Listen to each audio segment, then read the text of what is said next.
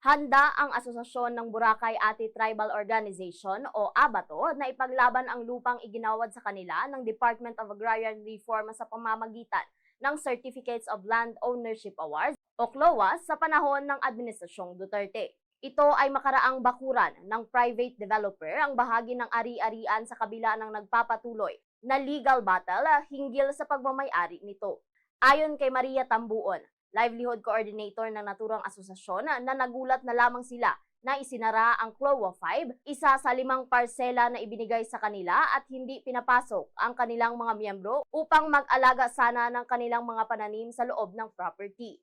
Maliban dito, naglagay pa ng malaking tarpaulin sa lugar na nagpapakita ng kopya ng Notice of Order na may petsang January 29, 2026. Anya, wala pa silang natanggap na finality of judgment, notice of vacate, writ of execution at writ of demolition sa kanilang inihaing motion for reconsideration laban sa ipinalabas na notice of order ng DAR.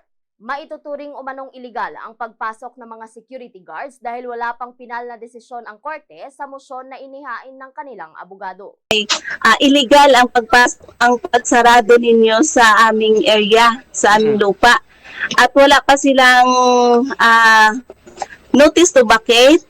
At ang hinihintay pa namin ay yung sheriff sana ng DAR na kung saan ay yun sana ang pinaka-napendo na talaga. Si Maria Tambuon, livelihood coordinator ng Asosasyon ng Boracay Ati Tribal Organization, sa kanyang naging pahayag. Sa kabilang dako, sinabi ni Attorney Daniel Dinopol, legal counsel ng ABATO, na ang pangyayari ay isang patuloy na paglabag sa mga karapatan ng katutubong Aita at hindi pagsunod sa rule of law. Dagdag pa nito na handa ang grupo na dalhin ang kaso ng pagkansela ng CLOA hanggang sa Supreme Court kung kinakailangan. Pero ito, it's just a notice of order at saka pumasok yung lugar lang mga security guard na hired by GECO Development Corporation. Ibig bang sabihin na na-deputize na ng Department of Agrarian Reform ang mga security agency to implement an order? Para namang this is definitely against the law and not under the rule of law. Si Attorney Daniel Dinopol, legal counsel ng ABATO, sa kanyang naging pahayag. Mula rito sa Bombo Radyo Kalibo, Bombo Ashley May Pamaos nag-uulat, and this is Bombo Radyo Philippines, the #1 and most trusted source of news and information. Basta Radyo. Bombo!